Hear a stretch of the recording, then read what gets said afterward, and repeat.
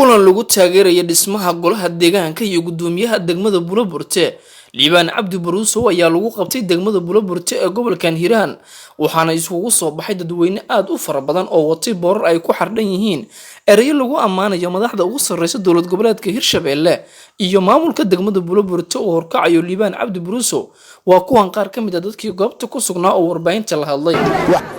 oo soo dhaweynayna oo waliba aan ku faraxsanahay waxaan ku faraxsanahay in la dhiso degmada Buloburte konsolkaas waa taageersanahay waa taageeraynaa waxaan ballan qaadaynaa inaan la shaqeyno dawladda federaalka iyo tan Hirshabeellaba inaan la shaqeyno konsolka aan dhisano aan taageerno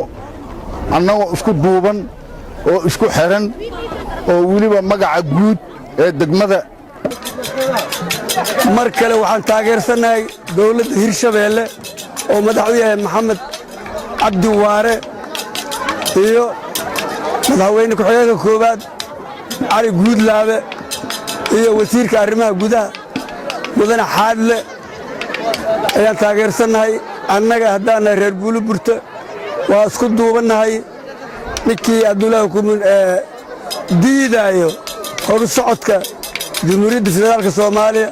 iyo dawladda Hirshabeelle asay qaas ku tahay annaga federaalana waxaan diidayna ma jirto reer Hiiraan haddaan nahay waxaan joognaa Buloburte wixii hore iga tagay waa ka toobba keenay wixii hore iga hortay oo iga hor yimid waa ka toobba keenay waa ka noqday haddeer waxaan diyaar u ahay dawladda inay dhisato macal Hirshabeelle waa ka toobba keenay aashi saddex marow haddaan nahay aan taageersanahay gabar iyo wiil saa u leenahay dawladda Hirshabeelle waan taageersanahay waana soo dhaweynaynaa golaha deegaanka oon ka ballan qaadnay ninka la yiraahdo madaxweyne ku-xigeenka iyo wasiirka ayaan ka ballan qaadnay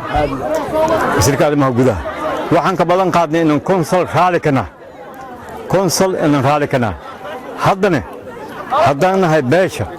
saddex cumar sida shalay waxaan u ballan qaadnay maantana naga dhab maanta waxaa naga dhab qoraxdan waxaan u taaganahay saacadan waxaa naga dhab inaan konsolka raali ka nahay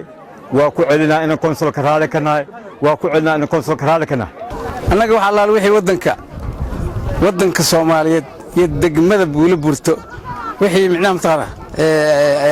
anfacaayo oo dan u ah oo dad wax u dhimaynin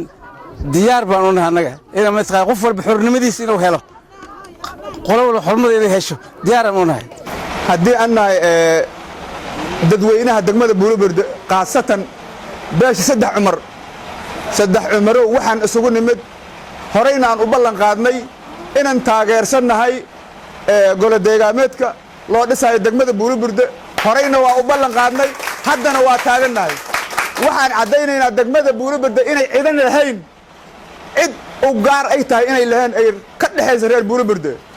qaasatan saddex cumar waxaan caddaynaynaa inaan u taagannahay horeyna aan u ballan qaadnay haddana aan taageersanahay billahi tawfiiq